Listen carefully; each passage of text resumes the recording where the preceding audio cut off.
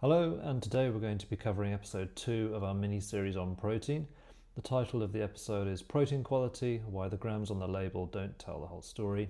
And today we're going to be diving into what protein is made up of, amino acids, specifically leucine as one of those amino acids, and why the source matters. Okay, so a quick overview. We're going to be covering what protein actually is, so the building blocks, why 30 grams on a label does not necessarily equal 30 grams in your muscles, the essential amino acids, we'll go into what that means, and specifically leucine and the leucine threshold in relation to muscle protein synthesis. And we're going to cover a couple of different sources of protein and look at how you can compare one source to another. And we'll also just touch on plant-based proteins and how you can kind of optimize if you're on a plant-based diet. Okay, quick disclaimer, I am a certified personal trainer and nutrition coach. I am not a doctor, I am not a registered dietitian. If you need that kind of advice, find someone who is qualified. Okay, what is protein actually made of? Well, the basics, it's made up of chains of amino acids. There are 20 total amino acids that make up proteins, of which 9 are essential. So these are the EAAs. Your body cannot make them itself, it needs to get them from your diet. 11 of them are non-essential and your body can make those itself. The reason why this matters, there are only those 9 essential amino acids that drive muscle protein synthesis, so the building of new muscle. And a protein source or a food is really only as good as the content in terms of the essential amino acids that it contains and how well your body can digest that food source and actually extract those amino acids. So, for example, 2 foods with identical protein content on the label could actually produce very different results in terms of what your body can actually use. Talking about leucine specifically, so leucine is one of those 9 essential amino acids, and the reason that we hear more about this than some of the others is that it's been identified as one of the triggers to actually kick off muscle protein synthesis itself. So you see in the notes here it talks about mTORC1 specifically, but what that really means is it's that signal to your body, hey, we're going to start building new muscle.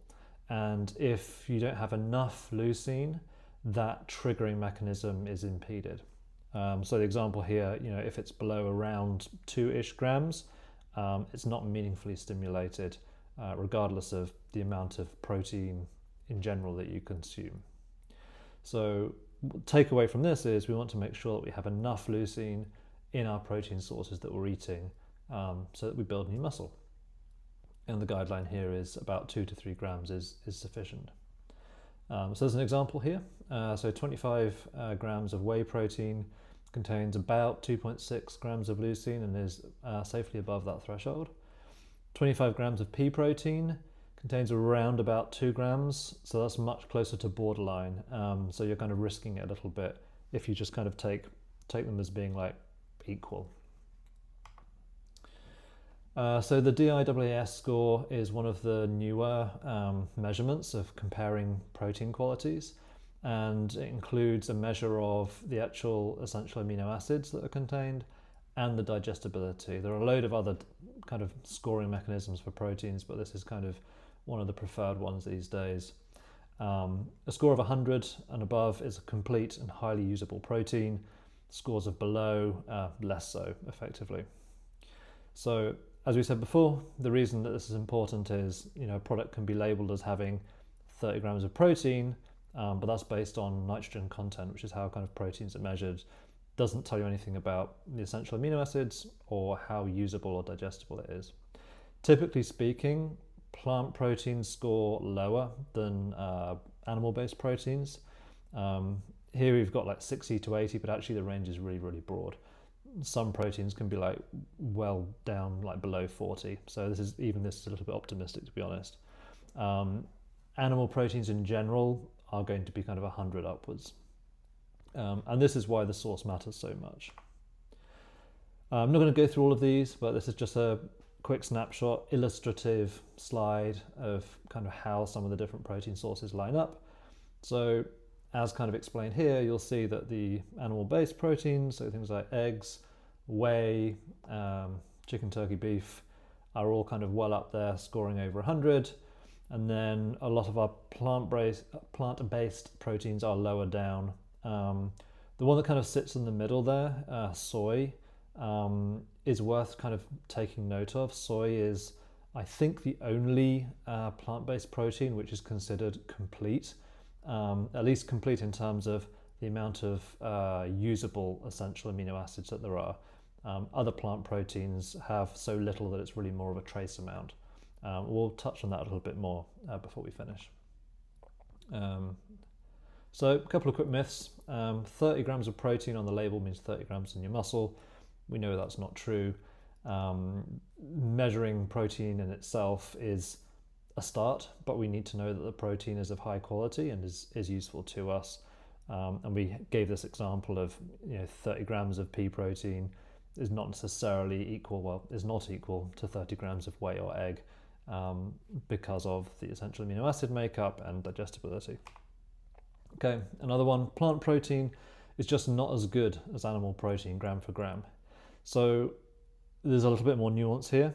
Plant proteins absolutely can be used to support muscle building, but it's not a gram for gram, one equals the other kind of thing. You have to dig into a little bit more detail in terms of, okay, what am I getting in terms of the essential amino acids from this particular plant source versus this particular plant source?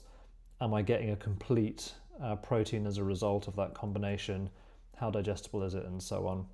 And as we also touch on here in the last part of this note, we want to make sure that we're getting sufficient leucine to trigger our muscle protein synthesis as well.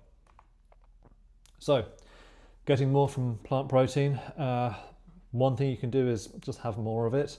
If your amino acid or leucine content is lower per gram, you're just going to have to take more grams on so that you kind of reach that threshold. So this is purely illustrative, but maybe instead of having 25 grams or 30 grams, maybe 40 grams of pea protein will get you up to where you want to be in terms of having enough leucine to get you over that threshold. And as I briefly mentioned, combining those sources of protein as well. So a typical example of this is using pea protein and rice protein. Together, they kind of bring together those essential amino acids, those 9 essential amino acids, whereas if you had one in isolation, it's incomplete. So include leucine-rich whole foods as well. So all of these examples, edamame, tofu, tempeh, are all soy-based. So that's the kind of the kicker here. Soy is kind of in the plant-based world, I guess, kind of the golden ticket to usable protein, complete and usable protein. And as the last bullet point points out, so soy protein isolate scores the highest of any of the single plant-based proteins, and it is a legitimate source for primary protein intake for people who are on a plant-based diet. One thing to just take note of, there is a quote-unquote myth that has been circulating for many years about, particularly for men, being concerned that soy is going to have a negative effect on testosterone levels and that kind of thing. That's just not been supported by the studies that are kind of in kind of circulation currently. There is insufficient evidence to kind of support that, provided it's at normal doses. So you don't need to worry about that until new evidence surfaces, at least. So key takeaways. The framework here is that the protein quality is determined by the makeup of the essential amino acids and how digestible a protein source is, not just the total number of grams of protein. Leucine is the primary trigger for muscle protein synthesis, and you need 2 to 3-ish grams to be able to trigger that process to kick it off. If you really want to dig into comparing proteins one to another, you can consider using this DIAAS score and the label on your protein powder. So it doesn't necessarily tell you how much protein will be available for your muscles to use.